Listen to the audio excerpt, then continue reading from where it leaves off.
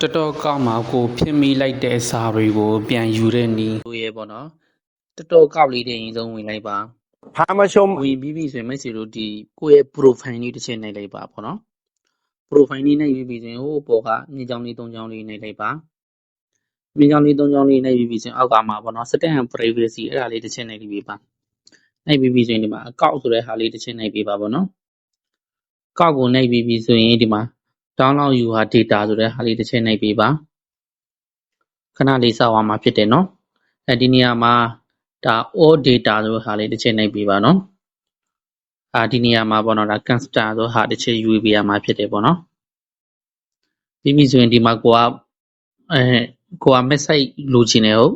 စာမှာပို့ထားတဲ့ message လိုချင်တယ်ဆိုရင်ဒီမှာပေါ့နော် message တစ်ချက်ယူပါမှန်ချက်ပေးလိုက်ပေါ့မှန်ချက်ပြီးပြီဆိုရင်မှာ down တစ်ချက်နှိပ်လိုက်ပါ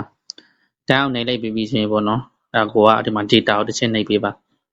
အဲ့ဒါဆိုပေါ့နော်သူကခုကိုကလှုပ်လိုက်တာနဲ့ချက်ချင်းရတာမဟုတ်ဘူးပေါ့နော်အနည်းဆုံးပေါ့နော်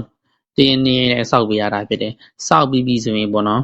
ကျွန်တော် MSI ပေါ်မှာပေါ့နော်ရလားမရလားဆိုတာတစ်ချက်ဝင်တော့ကြည့်ပြီပေါ့နော်ဟိုကဒီနေရာမှာ download ဆွဲထားတဲ့နေရာမှာဒီနေရာမှာအကုန်လုံးပို့နေလိမ့်မှာဖြစ်တယ်အားလုံးပဲမင်္ဂလာပါဆင်ပြေကြပါစေ